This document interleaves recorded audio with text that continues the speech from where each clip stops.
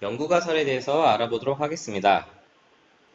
연구가설은 무엇인가 라고 했을 때 대립가설과 귀무가설이라는 용어가 있습니다. 대립가설은 무엇인가?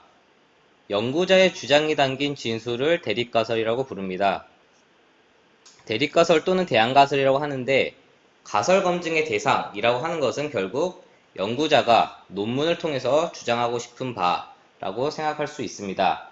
예를 들어서 A와 B 간의 차이가 있다라던가 A는 B에게 영향을 미친다 라고 가설을 설정하는 것이 대립가설이라고 정의를 내릴 수가 있습니다.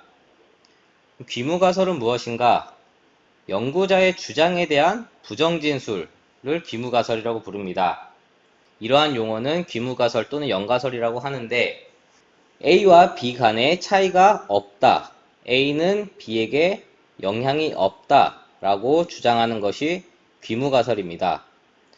그렇다면 주장하고자 하는 바는 대립가설인데 귀무가설이 왜 필요한가에 대해서 알아볼 수가 있습니다. 우리가 논문 작성 시 제시하는 연구가설은 모두 대립가설입니다. 하지만 대립가설을 검증하고자 할 때 대립가설을 부정하는 귀무가설의 기각 여부를 통해서 대립가설 채택 여부를 결정하게 됩니다. 다시 말씀드리자면 연구가설로서 혹은 대립가설로서 A와 B의 영어 성적은 차이가 있다 라고 내가 논문을 통해서 주장을 하고 싶습니다. 귀무가설은 부정진술이기 때문에 A와 B의 영어 성적은 차이가 없다라는 귀무가설을 설정할 수가 있는데 이 귀무가설에 대해서 통계적으로 기각이 된다면은 대립가설 채택을 하게 되는 것이고 반대로 귀무가설이 차이가 없다라고 했는데 통계적으로 채택이 된 경우 대립가설로서 차이가 있다라고 주장하는 것은 기각이 된다는 의미입니다. 따라서 가설을 검증한다 라는 것은 귀무가설을 기각하거나 같은 의미로 대립가설을 채택하는지 확인한다는 의미입니다. 그렇다면 어떠한 기준으로, 어떠한 통계적 기준으로 기각을 하고 채택을 하는가 라는 것이 바로 유의수준이라고 할 수가 있습니다. 유의수준에 대해서 알아보도록 하겠습니다. 우리가 통계를 다룬다는 것은 확률적 의사결정이 반드시 포함된다고 볼 수가 있습니다. 모집단을 전수조사를 할 수 없기 때문에 모집단의 일부인 표보를 추출해서 확률적으로 판단을 내리게 됩니다. 이 말은 귀무가설을 표본을 통해서 통계적으로 기각한다 하더라도 실제 모집단은 귀무가설과 일치할 수도 있고 아닐 수도 있습니다. 왜냐하면 우리가 모집단을 전체 다 확인한 것이 아니라 모집단의 일부를 통해서 통계적으로 판단했기 때문입니다. 그렇기 때문에 잘못된 확률적 의사결정 가능성이 존재하게 됩니다. 통계학에서는 두 가지 오류가 있는데 실제 모집단을 기준으로 판단했을 때 이 귀무가설은 참이라고 판단을 해야 되는데 표본을 추출해서 통계적으로 분석을 한 결과 이 귀무가설은 거짓이라고 판단하는 오류가 있고 반대로 모집단을 통해서 판단했을 때는 귀무가설이 거짓인데 표본을 추출해서 통계적으로 분석한 결과 귀무가설이 참이라고 판단하는 오류가 있습니다. 이러한 두 가지 오류를 제1종 오류와 제2종 오류라고 합니다. 1종 오류는 귀무가설이 참인데 통계적으로 귀무가설이 거짓 판단되었습니다. 그럼 이 말은 대립가설 혹은 연구자가 주장하고자 하는 검증하고자 하는 연구가설이 채택이 된다는 것을 의미합니다.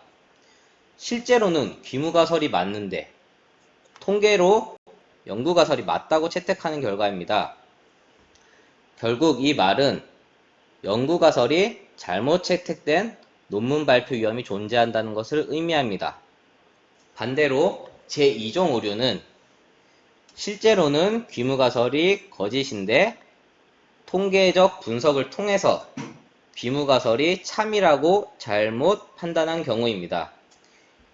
그와 반대되는 대립가설은 기각이 되는 상황입니다. 이 경우 연구가설, 대립가설이 기각되기 때문에 논문 발표를 진행할 수 없는 상황입니다.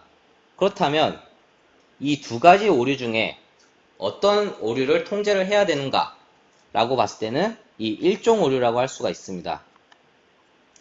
2종 오류 같은 경우에는 내가 주장하고자 하는 바가 통계적으로 기각이 됐기 때문에 논문 발표 혹은 논문 게재가 실질적으로 진행이 어려운 반면 1종 오류 같은 경우 연구가설이 채택이 되었기 때문에 해당 연구자의 주장이 논문 발표될 가능성이 존재한다고 볼 수가 있습니다. 연구가설이 잘못 채택된 논문 발표 위험을 줄여보자, 통제해보자 라는 것이 유의수준입니다. 유의수준은 1종 오류가 발생할 확률로 정의를 내릴 수가 있는데 실제로는 거짓인 연구가설이 통계적으로 잘못 채택될 확률이다 라는 것이고 우리가 흔히 유의수준이 0.05다, 0.01이다, 0.001이다 라는 표현을 하는데 그 말은 연구가설이 잘못 채택될 확률이 5%이다 라고 해석을 할 수가 있습니다. 일반적으로 연구가설이 잘못 채택될 확률, 유의수준이 5% 아래인 경우 통계적으로 적절하게 판단했다 라는 것이 일반적인 학계의 유의수준에 대한 접근 방법입니다. 유의수준이 0.05인 경우 별을 1개로 표시를 하고 유의수준이 0.01인 경우 별 2개, 유의수준이 0.001인 경우 별을 3개를 표시합니다. 하지만 어떤 통계적 분석을 수행함에 있어서 너무나 안타깝게 유의수준이 0.052라던가 혹은 0.053 아무리 내가 통계적 기법을 통해서 좀 더 모델을 수정한다 하더라도 유의수준이 맞춰지지 않는 경우 분명히 의미 있는 자료인데 내가 이 변수를, 이 유의수준을 포기하기 어렵고 분명히 유의수준이 약하더라도 학술적으로, 학계적으로, 이론적으로 의미가 있다라고 연구자가 판단한 경우 0.05보다 좀 더 완화된 기준인 0.1을 통해서 표시하는 경우가 있습니다.